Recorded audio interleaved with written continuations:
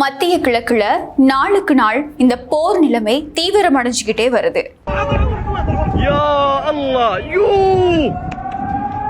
ஈரானோட பாதுகாப்பு தூணா கருதப்பட்ட Ali Larijani இஸ்ரேலிய தாக்குதல்கள்ல தன்னோட மகனோட சேர்த்து கொல்லப்பட்டதா ஈரான் இப்போ உத்தியோகபூர்வமா அறிவிச்சிருக்கு. இதுக்கு பதிலடியா இஸ்ரேலோட தலைநகரமான டெல் அவிவ்ல ஈரான் கிளஸ்டர் குண்டுகளை வீசி தாக்குதல் நடத்தியிருக்கு. மறுபக்கம் அமெரிக்கா ஹார்மோஸ் நீரிணையில நிலத்தடியில் இருக்கக்கூடிய ஏவுகணைகளை அழிக்கிறதுக்காக 5000 பவுண்ட் எடை இருக்கக்கூடிய பங்கர் பஸ்டர் குண்டுகளை பயன்படுத்தி இருக்கு. அப்படியா இருந்தா அமெரிக்கா இஸ்ரேல் ஈரானுக்கு இடையிலான போர் தீவிரமடைஞ்சிருக்கா? முழுமையா பார்க்கலாம்.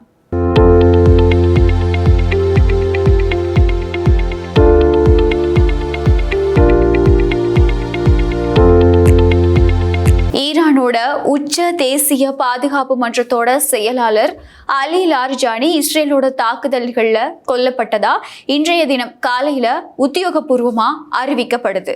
நேற்று நடந்த இந்த தாக்குதல்கள்ல லாரிஜானி கூட சேர்த்து அவரோட மகன் மொர்டேசா லாரிஜானி மற்றும் பாதுகாப்பு விவகாரங்களுக்கான துணை தலைவரும் உயிரிழந்திருக்கதா தகவல்கள் வெளியாகி இருக்கு. இந்த விடயத்தை இஸ்ரேலோட பிரதமர் பெஞ்சமின் நெதன்யாகு ஒரு பெருமையோட உறுதிப்படுத்தி இருக்காரு. இந்த தாக்குதல் ஈரானோட தலைமை பீடத்துக்கு விழுந்த ஒரு மிகப்பெரிய அடியா பார்க்கப்படுது. இந்த மாதிரியான பின்னணியில தன்னோட பாதுகாப்பு தலைவரோட மரணத்துக்கு ஈரான் உடனடியா பதிலடி கொடுத்திருக்கு.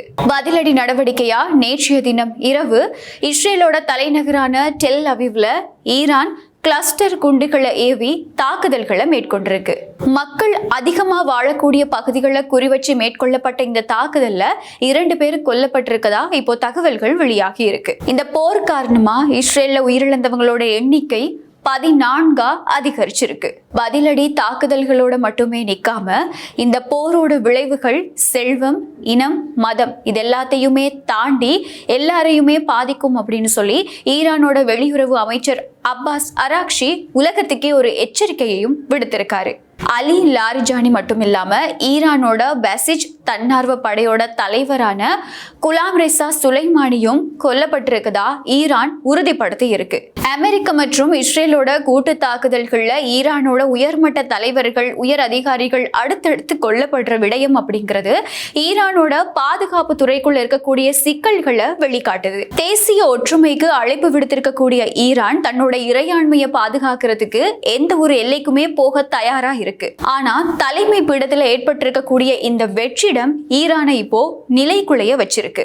லாரிஜானியோட மரணம் ஒரு புறம் இருக்க, அமெரிக்காவோட மத்திய கட்டளை தலைமையகம் சென்ட்கோம் ஈரானோட கடற்பகுதியில ஒரு பெரிய தாக்குதலை நடத்தி இருக்கு. உலக எண்ணெய் விநியோகத்தை தடுத்த ஈரானுக்கு ஒரு நல்ல பாடம் புகற்றதுக்காக அமெரிக்கா 5000 பவுண்ட் எடை இருக்கக்கூடிய பங்கர் பஸ்டர் குண்டுகளை தாக்குதலுக்காக பயன்படுத்தி இருக்கு.